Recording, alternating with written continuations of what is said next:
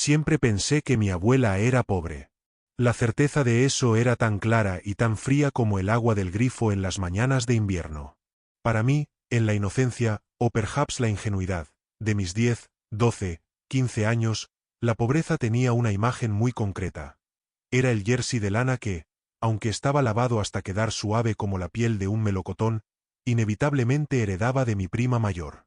Eran las zapatillas de deporte que no tenían el logo de ninguna marca famosa, pero que ella limpiaba con un cepillo y un poco de jabón blanco hasta que parecían nuevas.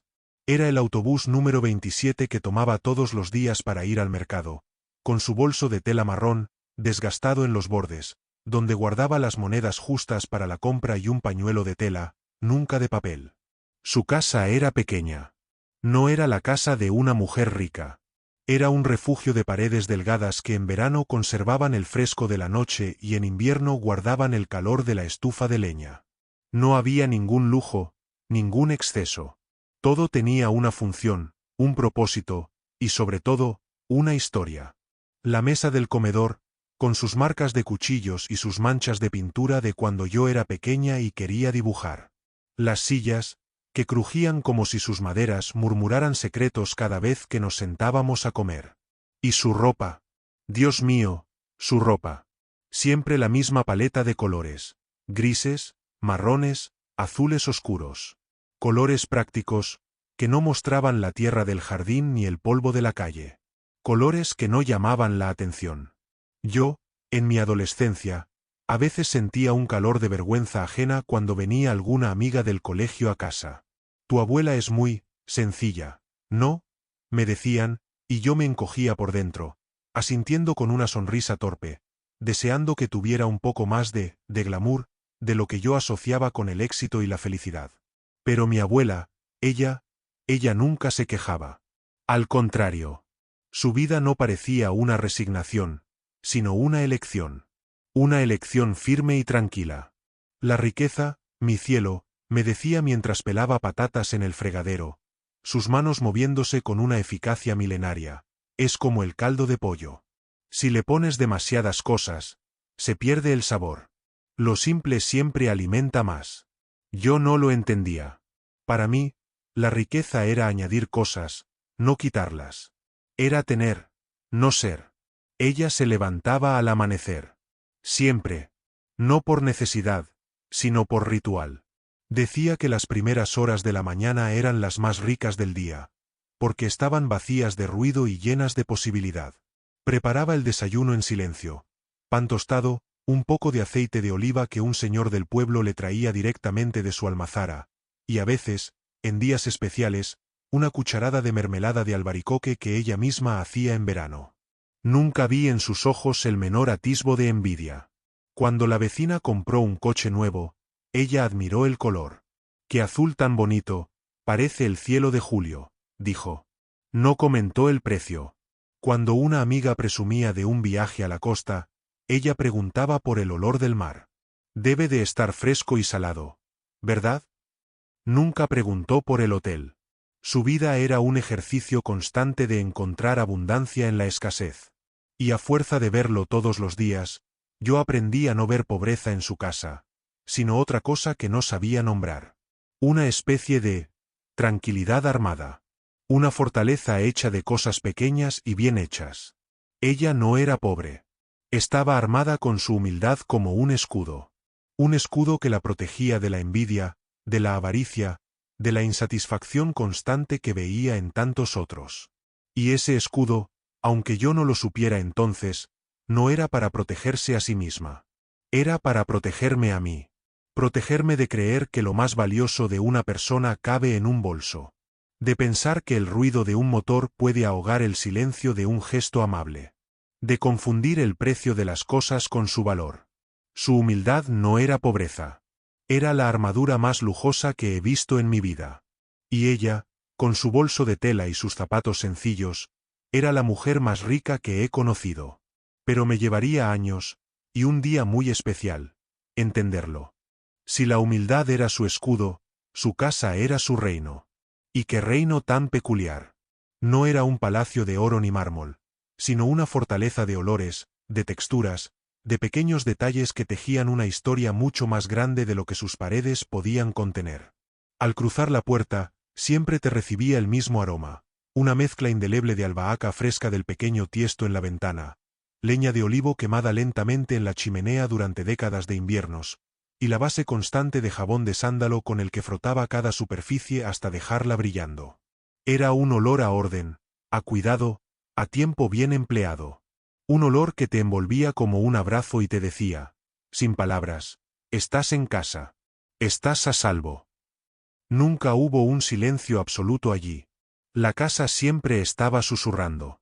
El tic-tac constante del viejo reloj de péndulo en la sala, un sonido que marcaba el ritmo pausado de sus días.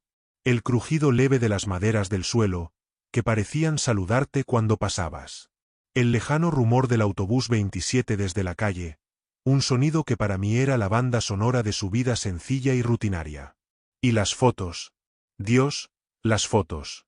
No eran cuadros lujosos en marcos dorados. Eran fotografías en blanco y negro, un poco amarillentas por el tiempo, enmarcadas en madera simple y colgadas con esmero en la pared del pasillo. Allí estaba ella, joven, con un vestido que ahora sería vintage, sonriendo junto a mi abuelo, un hombre de bigote y mirada firme al que nunca conocí. Allí estaban mis padres el día de su boda. Y allí estaba yo, en cada etapa. De bebé en brazos de mi madre, de niña con un vestido de volantes, de adolescente con granos y sonrisa torpe. Ella era la archivera de nuestra historia familiar, la guardiana de nuestra memoria. Cada imagen era un tesoro, un fragmento de vida que ella protegía con devoción. Su joya más preciada, la única que yo le veía llevar siempre, era su anillo de boda. No era una alhaja llamativa. Era una finísima banda de oro, tan delgada que a veces, cuando sus manos estaban ocupadas en la masa del pan o en la tierra del jardín, casi desaparecía entre las arrugas de su dedo. Para mí, era un símbolo de esa vida austera que llevaba. Un símbolo de lo poco que tenía. Le pregunté una vez, siendo adolescente, ¿por qué no se compraba un anillo más grande, más bonito? Ella se quedó mirando el anillo, girándolo suavemente en su dedo. Su mirada se perdió por un momento en algún recuerdo lejano. Los anillos grandes pesan, mi vida, dijo al final, con una sonrisa suave. Pesan en la mano y pesan en el corazón. Este no me ha estorbado nunca para trabajar, para acariciar tu frente cuando tenías fiebre o para amasar el pan. Es ligero, como deben ser las cosas importantes. Yo no lo entendí entonces. Para mí, lo importante debía ser grande, visible, pesado. Algo que demostrara al mundo lo que valías. Su anillo delgado me parecía una metáfora triste de una vida de carencias. No veía que ese anillo, fino y sencillo, había sobrevivido a décadas de trabajo, de lavados, de plantar semillas y de enjugar lágrimas. Había salido indemne de tantas cosas, y seguía allí, brillando suavemente, como un recordatorio silencioso de un amor que el tiempo no había podido borrar. Era fuerte. Era resistente. Era eterno. Y su casa, con sus olores a pan y a tierra, con sus susurros y sus fotos en blanco y negro, no era la casa de una mujer pobre. Era el santuario de una mujer que había elegido rodearse solo de lo esencial. De lo verdadero. De lo que perdura. Era el museo de una vida bien vivida. Y yo, en mi ceguera juvenil, solo veía muebles viejos y falta de cosas nuevas. No veía la abundancia de amor y de historia que respiraba en cada rincón. La mesa de la abuela no era de roble macizo ni tenía diseños tallados. Era de pino claro, llena de cicatrices. El pequeño surco donde yo golpeaba el cuchillo sin querer, la mancha redonda de un vaso que sudó en un verano caluroso, las marcas de los tenedores como pequeñas sonrisas en la madera. Pero siempre, estaba impecablemente limpia y cubierta con un mantel de tela. Sencillo, a menudo con pequeños bordados que ella misma hacía en las tardes tranquilas.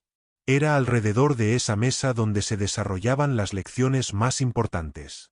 Lecciones que no venían en libros, sino servidas en platos humeantes. Come, mi niña, que el alimento es energía para el alma y para el cuerpo, decía, sirviéndome otra cucharada de lentejas estofadas que perfumaban toda la casa con su aroma a laurel y ajo. No eran platos gourmet. Eran platos de cuchara. De esos que llenan el estómago y calientan el corazón. Garbanzos con espinacas, patatas guisadas con un poco de chorizo para dar sabor, sopa de fideos finos para los resfriados. Su cocina era simple, honesta. No había trucos ni aspavientos. Solo saber hacer y mucho cariño. Yo, en mi adolescencia, a veces miraba con envidia los tupperwares de mis amigas, con sus pizzas frías o sus sándwiches de pan de molde blanco. A mí me daba vergüenza abrir mi fiambrera y que saliera de allí el olor de un guiso de judías verdes. Hasta que un día, una compañera nueva, una niña muy callada, me miró con ojos enormes mientras yo comía. «Huele que alimenta», dijo en voz baja, casi un suspiro. Mi abuela, con su intuición sabia, siempre ponía de más. «Por si viene el ángel», decía. Y el ángel siempre venía. A veces era el hijo del vecino, que pasaba por allí a la hora de comer y se sentaba sin ceremonias. Otras, la señora María, la viuda del tercero, a quien la soledad le pesaba demasiado entre cuatro paredes.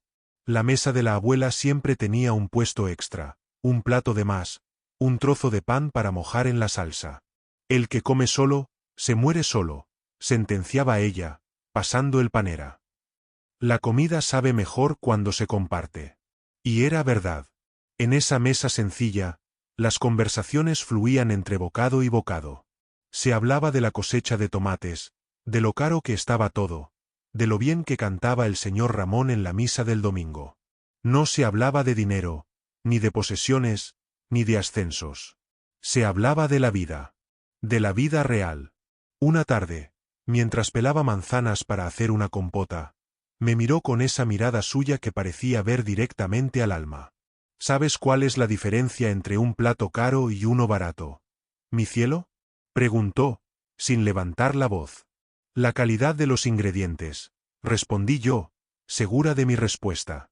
Ella negó lentamente con la cabeza, mientras su cuchillo seguía quitando la piel en una tira larga y perfecta.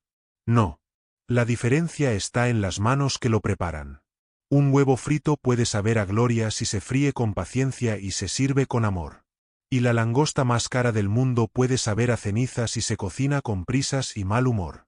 El valor no está en el precio, está en la intención. Yo asentí, pero en el fondo seguía pensando que la langosta tenía que estar mejor que mi huevo frito. No entendía que ella no estaba hablando de comida. Estaba hablando de vida. Esa mesa, con sus cicatrices y sus manteles sencillos, era su cátedra. Y sus guisos, sus sopas, sus panes recién horneados, eran las lecciones. Lecciones de generosidad, de comunidad, de encontrar el lujo en lo simple y la abundancia en compartir lo poco que se tiene. Era la universidad de la vida. Y yo, sin saberlo, era su estudiante más privilegiada. La noticia de mi boda se extendió por la familia como un reguero de pólvora bañado en alegría. Teléfonos que no paraban de sonar, reuniones para elegir el menú, la banda, las flores, un torbellino de detalles y decisiones en el que todos querían participar. En medio de ese caos organizativo, mi abuela era un remanso de paz. Mientras mi madre y yo nos volvíamos locas con las muestras de tela para los vestidos de las damas de honor, ella se sentaba en su sillón de siempre, tejiendo con sus agujas un suéter para el invierno, como si nada extraordinario estuviera sucediendo. Un día, la ansiedad me pudo. Me preocupaba ella. Me preocupaba que se sintiera excluida, o peor, que se sintiera fuera de lugar en un día que quería que fuera perfecto para todos, pero sobre todo para ella. Quería que se sintiera como una reina. Abuela, le dije, arrodillándome a su lado y apoyando la cabeza en su regazo, como hacía de pequeña. Tenemos que ir a buscar tu vestido para la boda. Las agujas dejaron de tejer. Una de sus manos, cálida y un poco áspera, acarició mi pelo. Tranquila, mi amor. Ya tengo el vestido adecuado. Me levanté un poco, mirándola a los ojos. ¿El vestido adecuado? Mi mente voló inmediatamente a su armario. Lo conocía bien. Colgaban unos pocos vestidos, todos de línea sencilla, de tejidos prácticos, en colores sobrios. El más elegante era un vestido gris de manga larga que ella usaba para los bautizos y las funerales. Un nudo de angustia se formó en mi estómago. No podía ser. No en mi boda. ¿El vestido gris? Pregunté, tratando de que mi voz no delatara mi horror. Ella esbozó una sonrisa pequeña y enigmática, como si guardara un secreto divertido. Es el vestido adecuado, repitió, con una calma que me exasperó. No te preocupes por esta vieja. Preocúpate por ser la novia más bonita que haya pisado esa iglesia. Ese sí es tu trabajo. Intenté protestar. Le hablé de una tienda preciosa que había visto en el centro, de unos trajes de señora muy elegantes, de que yo se lo pagaría, que era mi regalo. ¿Regalo? Cortó ella, su voz suave pero firme. El mejor regalo que me puedes hacer es ser feliz. Lo demás sobra. Mi vestido está elegido. Y es perfecto. Había una certeza final en sus palabras que cortó en seco cualquier otro argumento. Asentí, resignada pero con el corazón apretado. Me imaginé a mi abuela, la mujer más importante de mi vida, en medio de todos los invitados con su vestido gris y sencillo, y sentí una punzada de tristeza. Me prometí a mí misma que contrataría al mejor fotógrafo para que retratara solo su rostro, su sonrisa, para que el vestido pasara desapercibido. Me fui de su casa esa tarde con un sabor agridulce. Por un lado, la emoción de la boda. Por el otro, la inquietud por ella. ¿Por qué se empeñaba en ser tan simple? ¿Tan invisible? No entendía que para ella, la elegancia no era una cuestión de etiquetas ni de telas costosas. Era una cuestión de actitud, de dignidad. Y su vestido, fuera el que fuera, era solo una extensión de esa filosofía de vida que había defendido siempre. La autenticidad por encima de la apariencia. Lo que yo interpretaba como terquedad o pobreza, era en realidad una profunda coherencia. Y su negativa a que yo le comprara un vestido nuevo no era un acto de orgullo, sino de amor. No quería que gastara mi dinero en ella. Quería que lo gastara en mi futuro, en mi felicidad. Esa noche, mirando mi propio y reluciente vestido de novia colgado en la puerta, pensé en su vestido adecuado guardado en el armario. Y por primera vez, una semilla minúscula de duda comenzó a crecer en mí. ¿Y si yo era la que estaba equivocada? ¿Y si la elegancia no era lo que yo creía? Pero la emoción del gran día pronto ahogó esa semilla. Tenía demasiadas cosas en las que pensar. Aunque, en un rincón de mi mente, la imagen de mi abuela y su vestido gris seguía ahí, esperando su momento. ¡Ay! El día de la boda. ¿Te acuerdas de esa sensación? Es como si el mundo entero se pusiera de puntillas para mirarte. Para mí, amanecer ese día fue como despertar dentro de una burbuja de champán. Todas las burbujas eran de pura alegría, de puro nervio dulce. Mi habitación era un campo de batalla de encajes, sedas y risas nerviosas. Mis amigas, como un ejército de hadas madrinas, revoloteaban a mi alrededor con secadores, brochas de maquillaje y pinzas para el pelo. Por la ventana abierta entraba el rumor de la ciudad que despertaba, mezclado con el dulce aroma de las rosas que empezaban a llegar para decorar la iglesia. «Respira», me decía una de mis amigas, riendo, mientras me ajustaba el corsé del vestido. «Que se te ve el nerviosismo en la espalda». Y era verdad. El corazón me latía como un tambor loco. De emoción, de felicidad, y de una ansiedad sorda y persistente que no lograba ahogar. Mi mirada no paraba de escaparse hacia el teléfono móvil, silencioso sobre la mesilla de noche. Nada. Ni una llamada. Ni un mensaje. Mi abuela. La había llamado por la mañana, temprano, para desearle buen día y confirmar, no sé, quizá para confirmar que existía, que estaba bien, que no se le había olvidado el día más importante de mi vida. «Ay, niña, no molestes a tu abuela», me había dicho mi madre, quitándome el teléfono de la mano. «Estará ocupada vistiéndose, arreglándose. Ya la verás en la iglesia. Déjala que se prepare». Pero, ¿prepararse cómo? ¿Con qué? En mi mente, no podía evitar verla. Sola en su habitación, sacando con manos temblorosas el vestido gris, planchándolo con cuidado, quizá dudando por primera vez si sería suficiente. La imagen me partía el corazón. La ceremonia en la iglesia fue un remolino de colores, música y emoción. El órgano sonaba fuerte, llenando el espacio sagrado. Yo, del brazo de mi padre, caminaba hacia el altar sintiendo que flotaba. Las caras sonrientes de los invitados eran un borrón a mi paso. Sonreía, sí, pero mis ojos escudriñaban frenéticamente los bancos de la familia.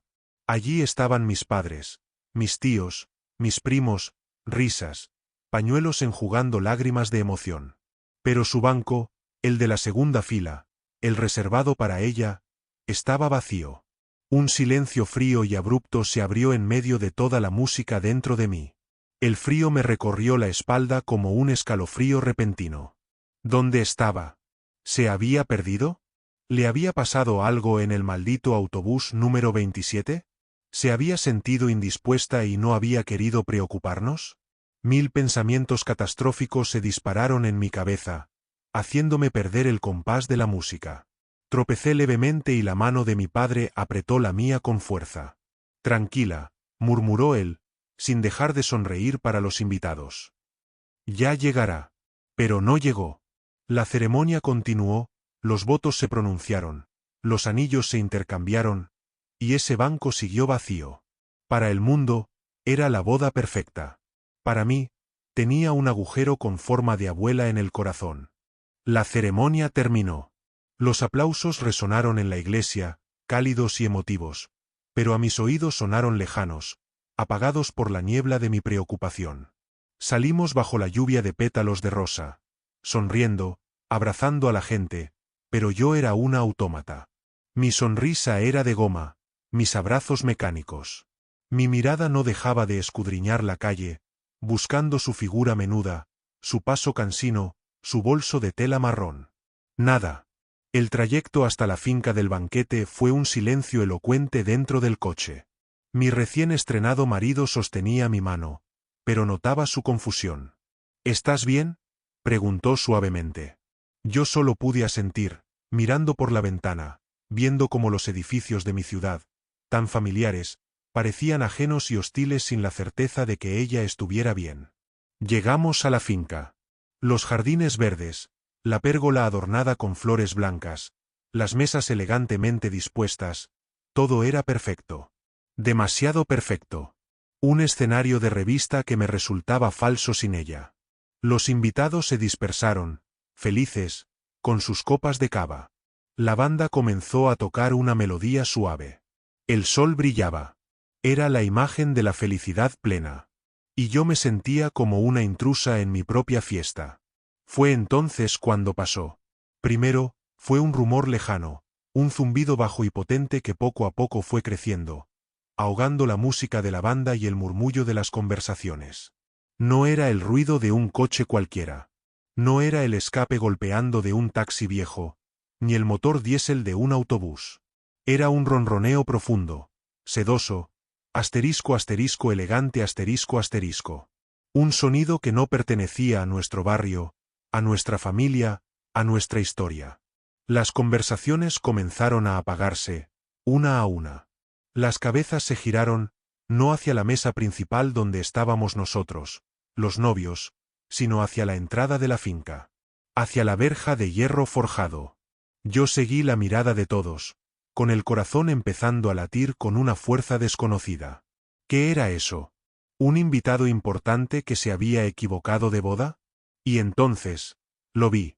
Asterisco asterisco el asterisco asterisco lo vi. Un automóvil largo, absurdamente largo, negro como el azabache, brillando bajo el sol de mediodía como si fuera una pieza de joyería pulida. Se deslizó con una suavidad casi sobrenatural hasta detenerse frente a la verja principal. Era una limusina. No una limusina cualquiera de alquiler para fiestas de adolescentes, sino una obra de arte sobre ruedas, un vestigio de otra época, de una elegancia serena y abrumadora. El silencio era absoluto. Se podía oír el crujir de la gravilla bajo los neumáticos. El mundo entero parecía contener la respiraza. ¿Quién?, empezó a decir mi marido, pero se quedó sin palabras. Nadie movió un músculo. Todos estábamos paralizados, hipnotizados por esa aparición surrealista. Era como si de repente, en medio de una película íntima y familiar, hubieran insertado una escena de un gran production de Hollywood. El conductor, un hombre con uniforme impecable y gorra, bajó con una precisión militar. Sus guantes eran de un blanco níveo. Caminó hacia la puerta trasera con una solemnidad que helaba la sangre. Y en ese instante, supe. No sé cómo, pero supe. Algo se quebró dentro de mí. Todas mis certezas, todas mis ideas sobre mi abuela, sobre nuestra vida, sobre la pobreza y la riqueza, comenzaron a resquebrajarse como un cristal golpeado. El chofer extendió la mano hacia el tirador de la puerta. El aire era tan espeso que costaba respirar. Y entonces, la puida se abrió. El tirador de la puerta, un elegante arco de cromo pulido, cedió bajo el guante blanco del chofer. El movimiento fue tan suave, tan silencioso, que pareció ocurrir en cámara lenta, como si el universo mismo hubiera reducido su velocidad para no perderse el instante. La puida se abrió. No fue un gesto brusco. Fue una revelación. Un suspiro de metal y cuero perfectamente engrasado. Por un momento, solo se vio la penumbra fresca del interior, un refugio oscuro y lujoso contra el sol del mediodía. Y entonces, un pie, calzado con un zapato de tacón bajo, de un cuero tan suave que parecía terciopelo, en un color gris perla que hacía juego perfecto con algo que aún no veíamos. El pie se posó en el estribo con una firmeza delicada, y luego en la gravilla de la entrada, con un crujido minúsculo que sonó como un trueno en el silencio absoluto que reinaba. Y entonces, ella emergió. No fue mi abuela la que salió de ese coche. No era la mujer de vestido gris y bolso de tela. Era una dama. Llevaba un traje de 2 piezas de un color marfil profundo, de un corte impecable y sencillo que gritaba elegancia por los 4 costados. La chaqueta, ceñida, le sentaba como un guante en sus hombros menudos, y la falda le llegaba justo por la rodilla, plisada con una precisión militar. En sus manos, no llevaba el bolso de siempre, sino una pequeña cartera de cuero de cocodrilo de un color ámbar oscuro, que brillaba con una luz tenue y cara. Pero lo que nos dejó a todos sin aliento, lo que hizo que a mi madre se le escapara un pequeño grito ahogado, fue el collar. Un collar de perlas. No eran las perlas pequeñas y tímidas de una señora cualquiera. Eran perlas grandes, gruesas, de un oriente profundo y luminoso, que parecían contener toda la luz del día y devolverla en un brillo sedoso y orgánico. Colgaban sobre el marfil del traje como una declaración de intenciones silenciosa pero demoledora. Y en su pelo, siempre recogido en un moño sencillo, hoy había una pequeña y discreta peineta de carey que sujetaba con elegancia sus blancos cabellos. Se enderezó fuera del coche, arreglándose levemente la chaqueta con un gesto que parecía tan natural en ella como el de amasar el pan. No parecía incómoda. No parecía fuera de lugar. Parecía, ella pero una versión de ella que siempre había estado allí, agazapada bajo la superficie, esperando el momento adecuado para revelarse. Su mirada, serena y clara, barrió la escena con calma, como si la vista de decenas de personas paralizadas y boquiabiertas fuera lo más normal del mundo. No buscó a nadie. No sonrió. Simplemente, existió en ese nuevo contexto, con una dignidad tan absoluta que resultaba abrumadora. El chofer cerró suavemente la puida y se colocó detrás de ella, expectante. Ella no se movió de inmediato. Permaneció allí, un instante más, permitiendo que la imagen se grabara a fuego en las retinas de todos los presentes. Permitiendo que cada uno de nosotros procesara, a su manera, el terremoto silencioso que acababa de ocurrir. Fue el acto más audaz que he visto en mi vida. Y entonces, sus ojos, esos ojos claros que todo lo veían, encontraron los míos a través de la multitud. Y por primera vez desde que la puida se abrió, esbozó una sonrisa. Una sonrisa pequeña, tranquila, llena de un amor infinito y de un secreto milenario que, por fin, acababa de ser revelado. Durante lo que pareció una eternidad, nadie respiró. El mundo se había convertido en una fotografía perfecta y silenciosa. La limusina negra y reluciente, el chofer inmóvil como una estatua, y ella, mi abuela, convertida en el epicentro de toda la energía, la atención y el asombro del lugar. Fue un silencio elocuente, denso, cargado de 1000 preguntas no formuladas. No era un silencio incómodo, sino de absoluto estupor. Se podía escuchar el leve zumbido de una abeja perdida entre las rosas, el distante claxon de un coche en la carretera. Pero sobre todo, se podía escuchar el crujido de todos nuestros prejuicios rompiéndose en mil pedazos. Y entonces, rompiendo el hechizo, alguien aplaudió. No fue un aplauso fuerte o efusivo. Fue uno solo, claro, aislado, como el primer golpe de un tambor en una ceremonia. Vino de mi abuelo materno, un hombre de pocas palabras y mirada penetrante.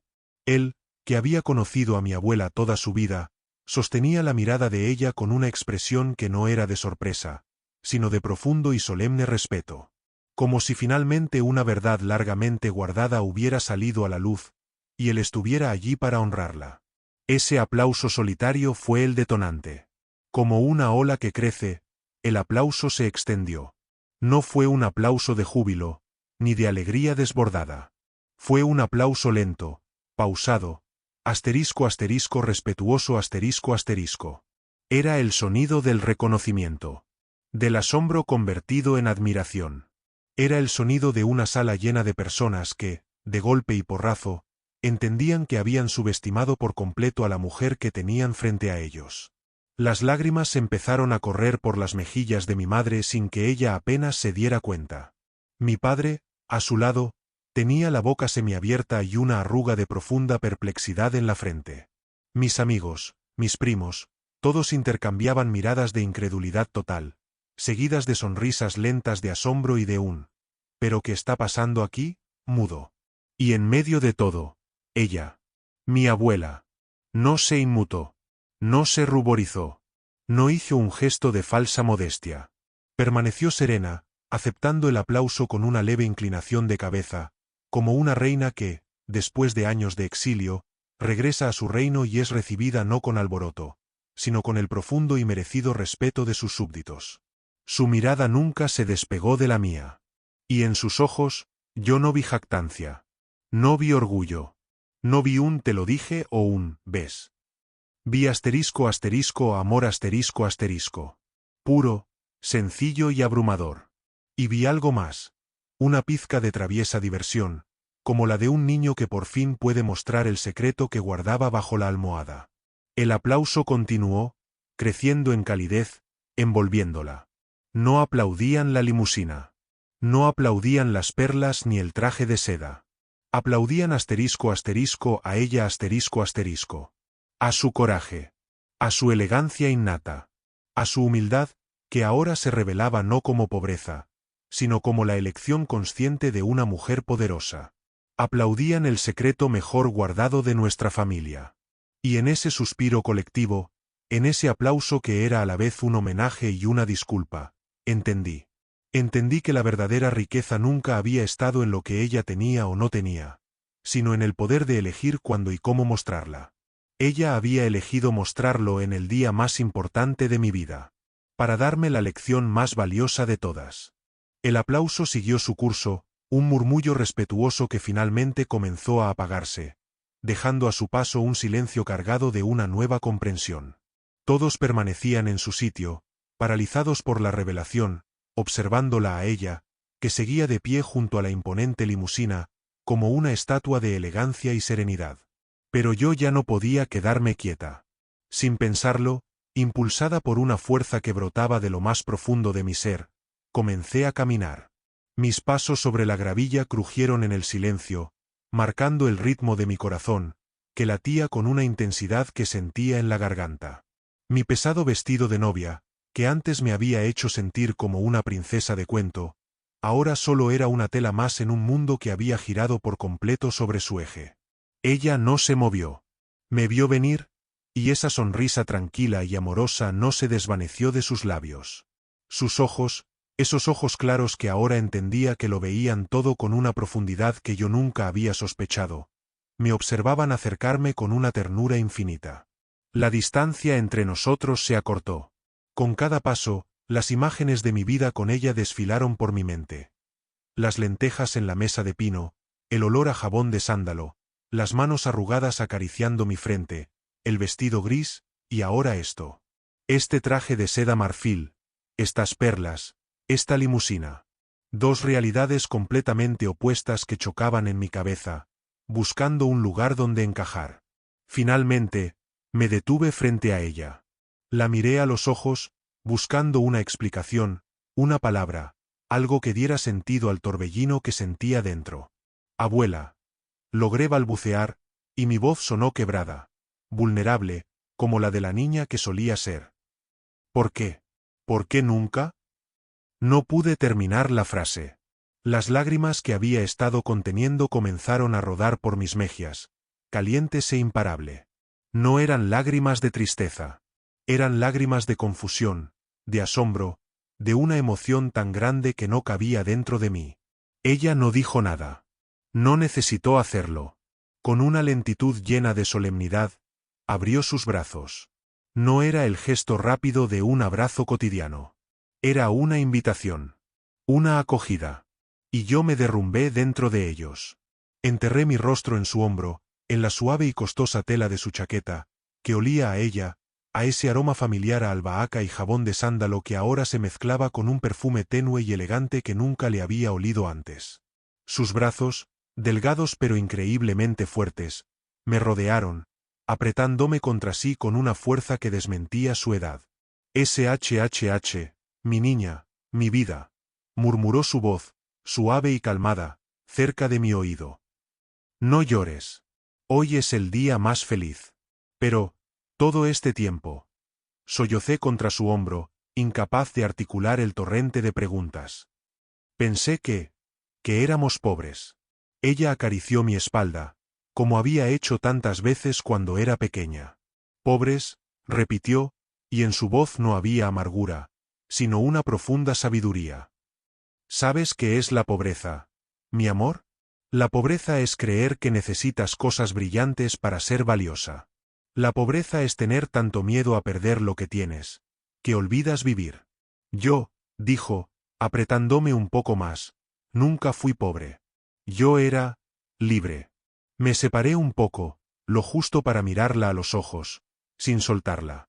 ¿Libre? Libre, confirmó, con un brillo de pura alegría en la mirada. Libre para elegir. Libre para que me quisieran por quien era, no por lo que tenía. Libre para guardar todo esto. Hizo un gesto leve con la cabeza, abarcando la limusina, su traje, para el momento adecuado. Para hoy. Para ti. Y entonces, en la calidez de su abrazo, con el olor a su perfume nuevo y a su esencia vieja y conocida, lo entendí todo. El vestido gris no era un símbolo de pobreza. Era un uniforme de libertad. Su casa humilde no era una prisión. Era el santuario desde el que ella gobernaba su vida con una soberanía silenciosa. Su aparente sencillez no era falta de recursos, sino la elección consciente de una mujer que poseía tanto que podía permitirse el lujo de no tener que demostrarlo a nadie. Me había dado la lección más importante en el día más importante de mi vida. No me había regalado riquezas. Me había regalado perspectiva. Me había regalado la verdad. Y la verdad, envuelta en el olor a jabón de sándalo y a seda costosa, sabía a libertad. El banquete continuó, pero nada volvió a ser igual. El aire había cambiado. Ya no era solo la celebración de una boda. Se había transformado en algo más profundo, en un homenaje silencioso a la mujer que se sentaba a mi derecha, en el lugar de honor. Ella no cambió. No se comportó de manera distinta. Comió su plato con el mismo aprecio con el que comía sus lentejas, saboreando cada bocado. Conversó con los invitados con la misma calma y sabiduría de siempre, solo que ahora, quienes la escuchaban, lo hacían con una atención renovada, como si sus palabras simples escondieran gemas de una sabiduría ancestral. Las perlas en su cuello brillaban, sí, pero no más que la luz de dignidad serena que emanaba de ella. La limusina se fue discretamente después de un tiempo, pero su presencia permaneció en el jardín, un fantasma elegante que había alterado para siempre la percepción que todos teníamos de mi abuela, y en el fondo, de nosotros mismos. Al final de la noche, cuando los últimos invitados se despedían con abrazos y miradas de complicidad hacia ella, nos quedamos solos un momento, las dos, bajo la pérgola iluminada por luces de hadas. Abuela, le dije, tomando sus manos entre las mías. Sus dedos, arrugados y ahora enjollados con aquel anillo sencillo y el brazalete, eran el mapa de una vida que yo solo empezaba a comprender. ¿Qué? ¿Qué debo hacer con todo esto? ¿Con lo que sé ahora? Ella me miró, y su sonrisa era tan tranquila como la de siempre. Nada, mi cielo. Absolutamente nada. ¿Nada? Pregunté, desconcertada. Pero, todo ha cambiado. Ah, ¿sí? Preguntó, con un deje de picardía en la voz. ¿Acaso el sabor de la comida fue diferente? ¿Acaso el amor que sientes por tu nuevo marido es distinto? ¿Las risas de tus amigos sonaron falsas? Reflexioné por un momento. Tenía razón. Nada esencial había cambiado. Solo mi percepción. La única cosa que debe cambiar, continuó, apretándome las manos, es el lugar desde donde miras. No mires desde la carencia. Mira desde la abundancia. La verdadera abundancia. Señaló con la cabeza hacia la mesa vacía, hacia las sillas desordenadas, hacia los restos de la fiesta. Esto, dijo, es hermoso. Es celebración. Pero la riqueza no está en el vestido que llevas, ni en este lugar, ni siquiera en las perlas que llevo puestas. La riqueza está en el recuerdo que guardarás de hoy. En la mano que tu marido te sostuvo durante el vals. En el abrazo de tu madre. En la lágrima de tu padre. Eso es lo que atesorarás. Eso es el verdadero legado. Respiró hondo, mirando el cielo estrellado. Mi legado para ti no es un secreto, ni una cuenta bancaria, ni joyas. Mi legado es la libertad de saber que tu valor no tiene precio. Que no necesitas cosas para ser importante. Que puedes elegir ser sencilla, no por pobreza, sino por elección. Y que, si algún día lo decides, también puedes llegar a tu propia boda en una limusina, añadió con una risa suave y burlona. Pero que sepas que serás igual de valiosa yendo en autobús. Me abrazó entonces, un abrazo largo y silencioso que lo decía todo. El lujo más grande, mi niña, no es tener. Es asterisco saber que ya tienes todo lo que importa asterisco. Ese es el legado. La dignidad de saberte completa, con o sin perlas. Esa noche, me fui de mi propia boda con un regalo mucho más valioso que cualquier objeto material. Me fui con la llave de una nueva forma de ver el mundo. No era la llave de una caja fuerte. Era la llave de la libertad. La libertad que nace de saber que la verdadera riqueza, la que perdura, la que alimenta el alma, nunca se encuentra en lo que brilla, sino en lo que perdura en silencio. El amor, la dignidad y la paz de saber que, al final del día, ya somos completos. Y eso es un legado que nadie puede quitarte. Fin.